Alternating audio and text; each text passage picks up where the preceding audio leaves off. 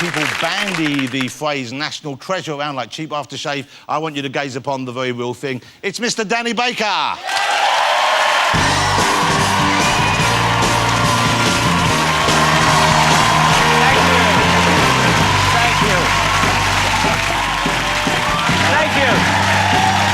Thank you.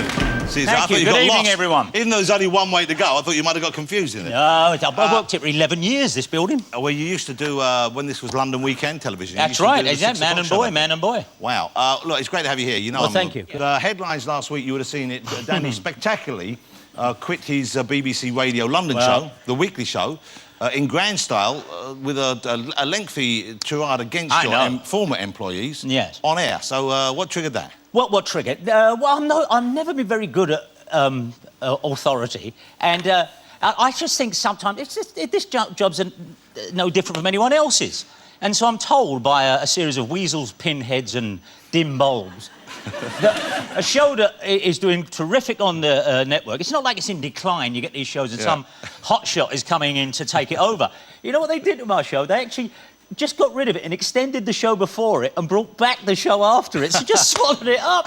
And they said, and I said, but it's 1, 2, 3, 4, 5 on your listen again. And, you know, it's a local radio show in the end. You know, it's a London radio show. So, yeah, so people listen again. It was always the top of the charts. Yeah, done well. And as long as they left us alone, and because they can't bear it, and like in any job, they want to interfere, you know, and a radio show's a dialogue between me and the audience, and I've got much more respect, in total respect for the audience, none for management. But because you come in every day and you do it, in the end, why won't you go out to Haringey and talk about, you know, dog crap on the pavements or traffic? And that's the thing, because it's not entertaining. You don't have to beat people over the head all the time. Most of media today operate from the idea of, if you're not scared, we're not doing our job. Yeah. And just sometimes people like to talk goofy and nothing. Yeah. So when they said to us, you know, oh, we're getting rid of it, but not for 7 weeks, and we don't want you to say anything. Well, I don't write caustic emails. I'm not somebody who does a waspish piece in The Guardian. I said, are you nuts? You weasel? And I had a good go at them before the thing. And I think it was good radio anyway. Yeah. And I think on behalf of everyone who's ever wanted to say, take this job and shove it, sometimes you go into the abyss and worry about what's going to happen afterwards. And that's pretty much what happened. Thank you. What's amazing is the timing for them to do that is because they must have known that next week you're being inducted into the Radio Hall of Fame. I know. So at any given time to say, we have someone we're going to get rid of, that's not the time. Well, the thing is, that's very nice and great, and I'm being inducted into the Radio Hall of Fame, and I remind you that radio is only 2 vowels different from rodeo. It's not like getting an Oscar, but it's very nice of them, and of course I'll do it. But, and you know, they shower you with awards, but you can't put them on a table and eat them. No. And it's extraordinary that I seem to be, you know, everyone's radio, oh, he does this, and, you know, but actual give him a show, no. Why? Because he might be a nutcase. And I don't know where you go from there. So, yes, I'm accepting the highest honour while not really having a job on the radio. Well, you've still got the weekend show. You're still doing that? The weekend show goes along. Yeah, that's all right. But they're talking to you... Now they're saying they are talking to your agent, or they're talking about getting you back onto that show again, or what's the actual... I'm fine with it, but see, the BBC's a weird place. Yeah. Well, it's not one group of people, is it? No, it's not. Yeah, yeah. And I've got no beef with them. I've got no beef with anyone anymore, because as I say, it's cathartic. Yeah. I'll see those other fellas, but in other walks of life, people have stand-up rows. In the media, it becomes columnist fodder, and I was asked, would I write columns about it here or talk about it? No, it was over. I told them directly, and they're just not used to that. Yeah. Well, you know what's interesting is you are very much, it strikes me, you're kind of very present in the moment always in your life. Yes, would that be a fair Yes, I've got no past, no future. You enjoy your life very much. Danny has a book out, and... you know, lots of people bring books out this time of year. This is the one I would wholeheartedly recommend. If well, thank you very much indeed. It's funny, it's made me laugh all the way through so far. But, you know, if there's one character that comes out this as the most memorable, and there's so many memorable, I think it's probably your dad. Yeah, my old man is. Who you call Spud. Everyone called him Spud. He was a docker, wasn't he? Yeah, my old man's a docker called Spud, and, yeah, of course it's a fan letter to him, but he was a very extraordinary bloke, and what we've been talking about with the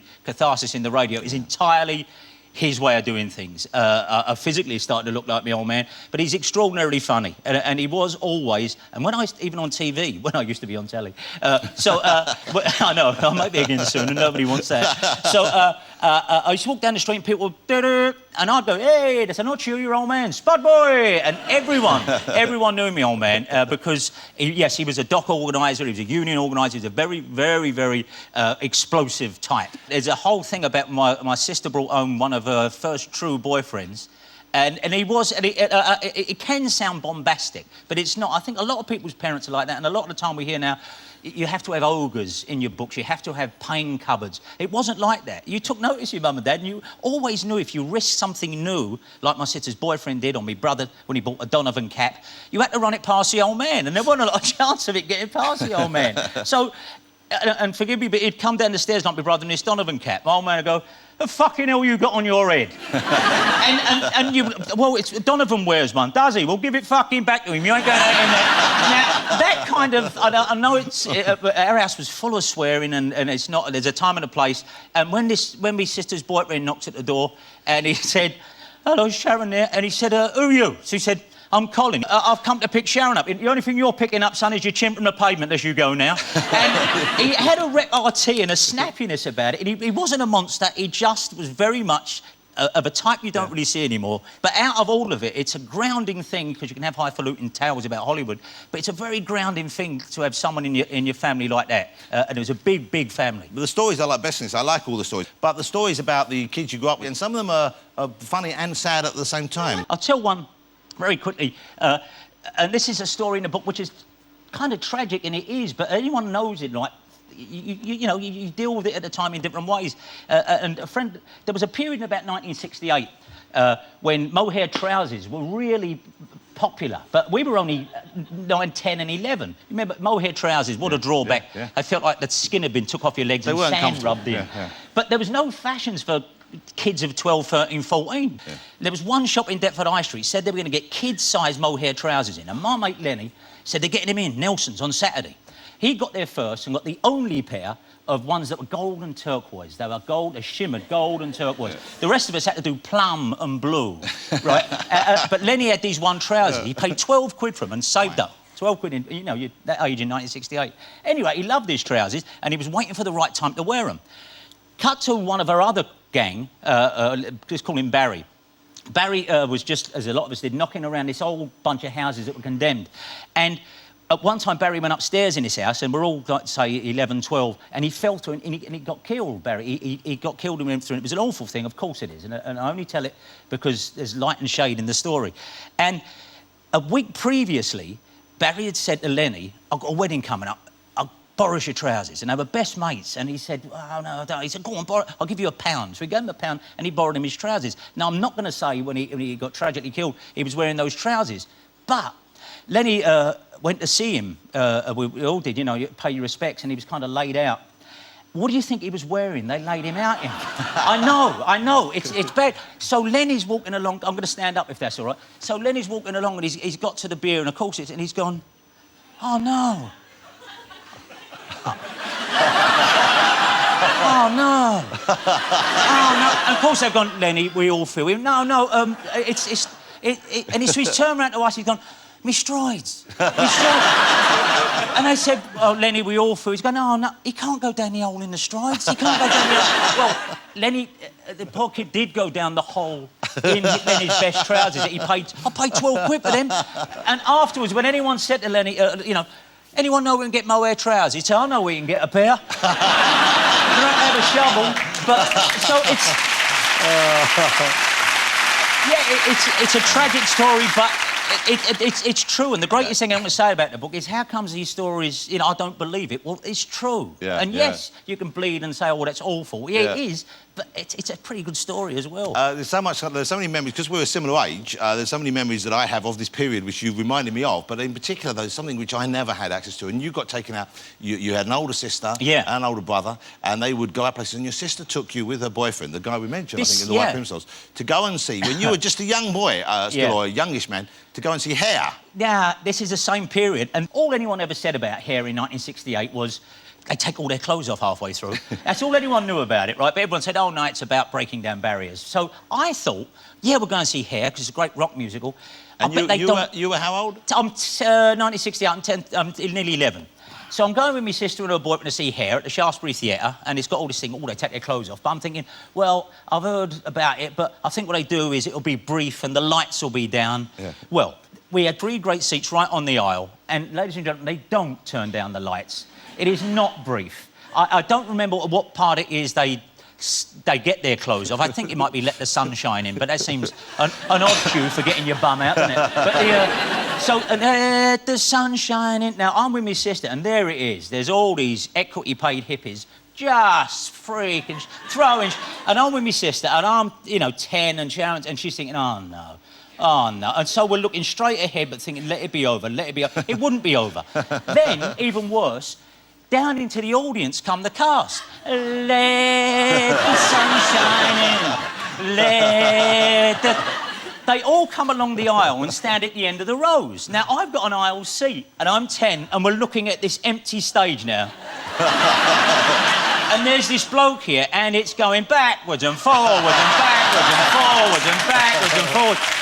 But, and so Sharon's... And I'm swallowing something hard and jagged.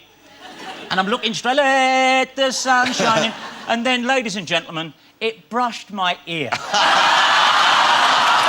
It brushed my ear.